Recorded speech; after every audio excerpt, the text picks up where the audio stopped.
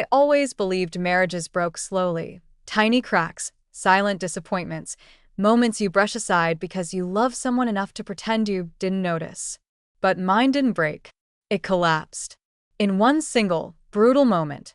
My name is Ava Turner. I'm 32, a senior brand manager at a major retail company, and until a few months ago, I thought I had a good life. Not perfect, but solid. My husband, Ethan, was charming, thoughtful, the type of man who could walk into a room and make people feel instantly at ease. I used to joke he missed his calling in PR.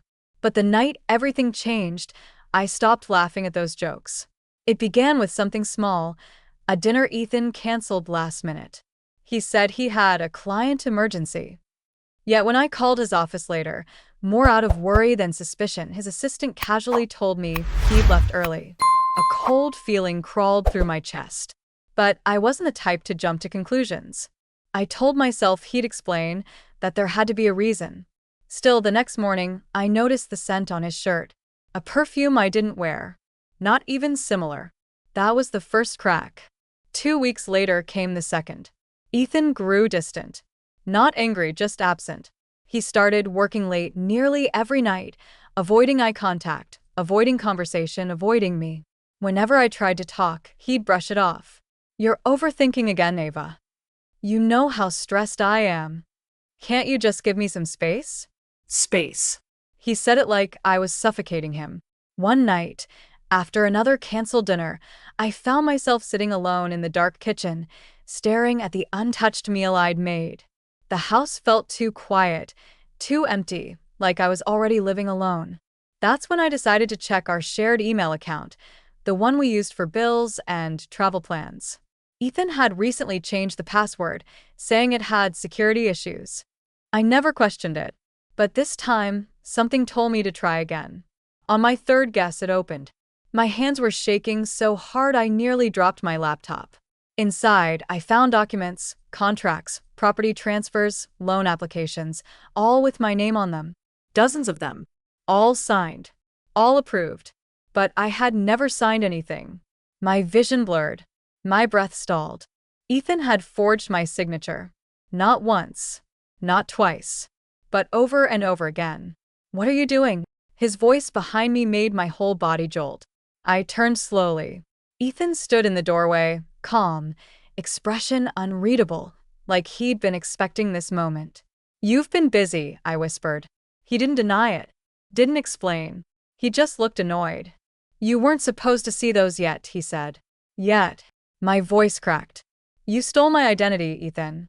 You forged my signature." He sighed, rubbing his forehead like I was the problem. "Ava, I needed a financial cushion. The company's in trouble. And you wouldn't have agreed to help." "Help? This isn't help, it's fraud. You're overreacting." Something snapped in me then, not dramatically, not loudly. Just a quiet, cold shift. "Are you doing this alone?" I asked. "Or is someone helping you?" He hesitated. Too long. My stomach turned. "Is there someone else, Ethan?" His jaw tightened, but he didn't respond. And that was my answer. I wasn't losing my husband. I had already lost him. The next morning, he left early again. "No goodbye, no explanation." Just a brief, careless, "Don't be dramatic, Ava. I'll fix everything." But I wasn't waiting for him to fix anything anymore. I took a personal day from work, drove across town, and met with a lawyer, a woman recommended by a coworker, sharp as a blade and twice as dangerous. I showed her everything, the documents, the forged signatures, the unexplained transfers. She listened silently, her fingers steepled. "Your husband," she finally said, "has been preparing to cut you out of everything." I felt my breath leave my body. "He's moving your shared assets into a trust," she continued, "but not a joint one. This is a replacement strategy." "Replacement?" I echoed. She nodded. "He's setting up a financial life without you, like he was preparing for a new wife. A new future. A life I had no place in." That night, I didn't confront Ethan. I didn't scream. I didn't beg. Instead, I started packing quietly, methodically, because I wasn't going to be the woman he discarded. I was going to be the woman he would regret losing for the rest of his life. This was the beginning. My beginning. I woke up the next morning with my heart still racing, though the house was silent, too silent. Ethan had left early, probably to avoid discussing what I'd seen. Typical. He was always brave only when lying, never when explaining the truth. On autopilot, I made myself coffee, opened my laptop, and there it was again. The same 2 emails from the bank. The same loan notifications. The same cold, metallic panic rising in my chest. But today, I didn't delete them. I clicked open. The numbers hit like a punch. $74,500. Approved. Signed by Claire Hudson. My name. My signature. Except it wasn't mine. The next loan, another $30,000, had the exact same forged signature. My hand shook so hard I could barely hold the mouse. I had 2 choices. 1, pretend this wasn't happening, the way he clearly hoped I would. 2, or act like the HR professional I was, trained to read people, recognize patterns, and detect lies. I chose the second. I drove straight to the bank. The loan officer, a stiff woman in a navy blazer, smiled with rehearsed politeness until I asked for the original application forms. When she placed the file in front of me, I felt the room spin. Ethan had even practiced my handwriting. "This isn't my signature," I said quietly. The woman raised a brow. "Mrs. Hudson, this application was filed in person. The banker who handled it confirmed your identity." "My identity or my documents?" I asked. She hesitated, and that hesitation told me everything.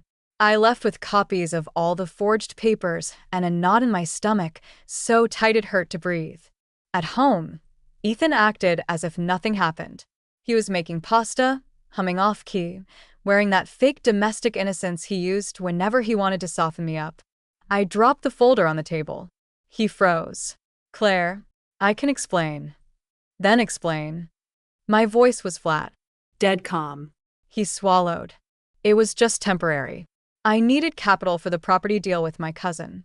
You know how slow investors are. And you weren't using your credit anyway." "My credit? My credit? You stole my documents, forged my signature, and dumped me into over $100,000 of debt." He winced as if the number physically hurt him, but not nearly as much as it hurt me. "It's not that bad," he muttered. "Once the deal closes, you'll see." I laughed. Actually laughed. The sound was sharp, brittle, nothing like me. "You think I'm stupid enough to believe that?" He stepped closer, softening his voice. "Claire, don't do this. Don't overreact. We're a team." "No, y whisperat." "You don't get to say that. A team requires honesty." His jaw tensed. "If you go to the police, you'll ruin everything. My career. Our reputation. Think about us." I said, grabbing my bag. For the first time in years. His face darkened. "Where are you going?" "To get my life back." I left before he could answer. I drove straight to the only place I felt safe, my friend Lily's apartment. The moment she saw my face, she pulled me inside without asking a thing. And when I told her everything, she didn't gasp or dramatize. She just stared at me with that sharp, analytical look she had as a lawyer. "Claire, this isn't just fraud," she said slowly. "It's premeditated. Document theft. Identity misuse. You need to act fast before he digs you deeper." "I don't want to ruin his life," I whispered, though it felt like a lie even to my own ears. Lily leaned forward. "He already ruined yours." Her words landed like a verdict. I didn't cry. I didn't break down. Instead, for the first time since this nightmare started, I felt something shift inside me. Not fear. Not grief. Resolve. If Ethan wanted a war over my future, then fine. But I wasn't fighting as the naive wife he'd underestimated for years. I was fighting as the woman he should have never crossed. Lily didn't let me go home that night. She made me tea, handed me her softest blanket, and sat across from me like a lawyer preparing for trial. "First," she said, tapping her pen on a notepad, "we secure your identity. Freeze your credit. Change all passwords. Cancel authorizations you don't recognize. It felt strange, like shifting from being a victim into someone taking control. But the strangest part? The more steps I took, the lighter my chest became. As if every small action was pulling me out of quicksand. While I was on the phone with the credit bureau, Ethan called. Then again. And again. 23 missed calls. When his messages came, the tone changed from "I'm worried" to "we need to talk" to "you're being ridiculous" to "come home now before you make things worse." Classic Ethan. When persuasion failed, pressure followed. I blocked his number. I had never blocked anyone in my life. And somehow, that was the moment everything inside me clicked into place. The next morning, Lily insisted we go through every joint account. That's when we found something worse. A hidden credit card under my name. Maxed out. Bills sent to his cousin's garage address. He didn't just drag me into debt. He'd been building a financial skeleton out of my identity for months. My hands trembled as I scrolled through the charges. Cash withdrawals, random consulting services, and large payments to someone named Dr. Who the hell is Dr.? I whispered. Lily frowned. This looks like staging, money laundering, or funneling cash off the books for some private side deal. My stomach twisted. Ethan wasn't just reckless. He was involved in something dangerous. Before we could dig further, someone knocked on the door. Lily peeked through the peephole, and her eyebrows shot up. It's your mother-in-law. Of course. When Ethan couldn't get to me, he sent his mother, the master manipulator herself. Lily opened the door, but blocked the entrance. Ethan's mother, Virginia, looked me over with a mixture of pity and disapproval, as if I were a child throwing a tantrum. Claire, she sighed dramatically. What exactly are you doing? Ethan told me you ran out like a madwoman. I stepped beside Lily, crossing my arms. He forged my signature on a 6-figure loan. That's what I'm doing. Virginia waved a hand as if fraud were a minor inconvenience. Oh, dear, every couple goes through financial misunderstandings. Misunderstandings? I repeated slowly. Identity theft is a misunderstanding? She tightened her lips. You're embarrassing him. And us. If you expose him, you'll destroy our entire family's reputation. There it was, the real reason for her visit. Not concern. Control. I tilted my head. Your son committed a crime. She stepped closer, lowering her voice to a cold whisper. And you will keep quiet. We can fix this internally. You owe us that. I wanted to laugh. I owed them nothing. Lily spoke before I could. Mrs. Hudson, please leave before I call security. And for your information, Claire owes you exactly 0. The older woman's face twisted with disdain. You'll regret this, she hissed. Both of you. She left, slamming the door so hard the hallway echoed. I collapsed onto the couch. They're going to come after me, aren't they? Lily nodded. Yes. Which is why we need to get ahead of them. How? She handed me a folder. By doing what you do best, gathering evidence. You're an HR specialist. You've seen hundreds of internal investigations. We treat this the same way. Document everything. And we did. All day. All evening. Page after page of dates, charges, forged signatures, inconsistencies, and suspicious transfers. By midnight, we had a full file thick enough to ruin Ethan's entire world. But the real blow came when we dug deeper into the mysterious Dr. The initials weren't a person. They were a business. A dissolved LLC registered under Ethan's name and his cousin's, used to apply for fake invoices and create artificial debts. He hadn't just stolen my future. He'd used my identity to fund a collapsing scam. I stared at the screen, numb and shaking. How long has he been planning this? Lily's voice was quiet. A long time, Claire. Longer than you think. The betrayal didn't feel like a stab. It felt like a slow poison finally reaching my heart. But beneath the shock, beneath the grief, another feeling rose slowly, steadily, with terrifying clarity. I wasn't done. He was. And tomorrow, he would learn that the woman he underestimated was about to burn his entire scheme to the ground, legally, surgically, and without mercy. The next morning, I woke up with a clarity I hadn't felt in years. Grief was still there, but it no longer controlled me. What replaced it was purpose. Lily handed me coffee and a flash drive.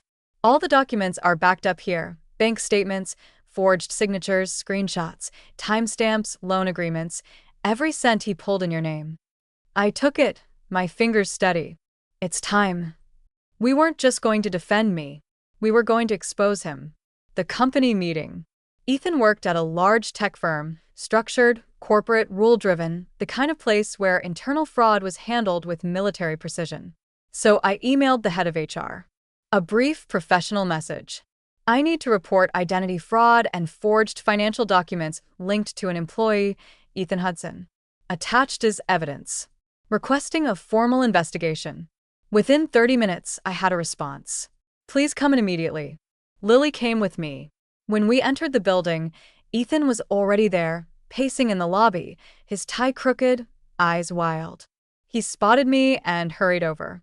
Claire, what are you? I walked past him without a word. Inside the conference room were two HR directors, the company lawyer, and the CFO. They shook my hand with tight, serious expressions. They meant business. I handed over the file. Thick. Organized. Devastating. As they flipped through the pages, their faces changed. Confusion, disbelief, pure corporate alarm. The HR director looked at Ethan, who had been forced into the room after me. Mr. Hudson, would you like to explain why your wife's signature is on internal vendor transfer forms she claims she did not sign? Ethan turned pale. She's lying. She's doing this out of spite. The CFO raised an eyebrow. We cross-checked. Her employment history doesn't match the documents.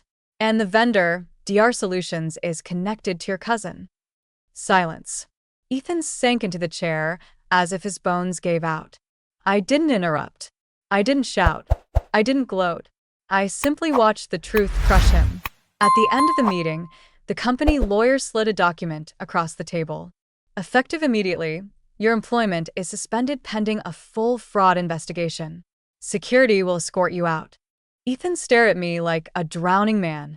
Claire, please don't ruin me. I finally looked him straight in the eyes. You ruined yourself the moment you sold my future behind my back. He broke. Completely. Security let him out. Over the next 2 weeks, everything unfolded with precision. My lawyers filed identity fraud charges. The bank froze the loans under investigation. The police opened a case on the forged documents. Ethan's cousin vanished, which only sped up the investigation. His mother called day and night, demanding I fix the mess. I blocked her too. My life became unexpectedly quiet, peaceful.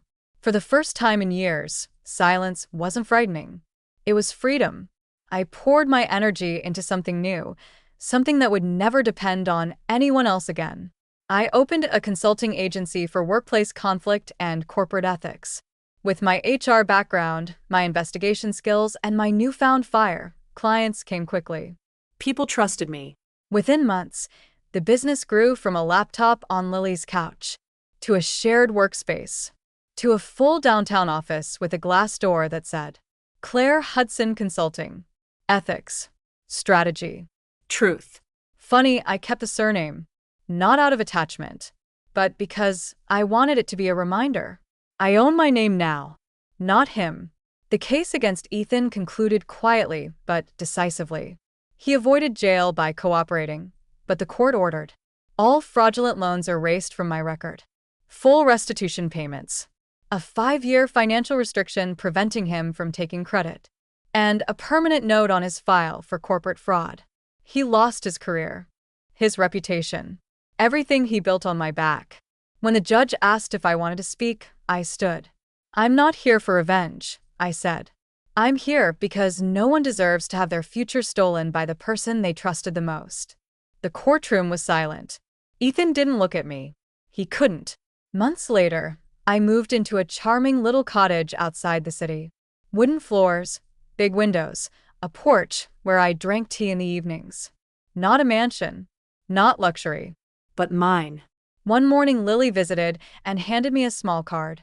What's this? I asked. She grinned. It's a reminder. I opened it. Inside, in her handwriting, You didn't just get your life back. You built a better one. I pressed the card in my chest, feeling warmth bloom inside me. Because she was right. I wasn't the woman Ethan betrayed. I wasn't the woman he underestimated. I was the woman he should have feared becoming. And finally, my future belonged entirely to me.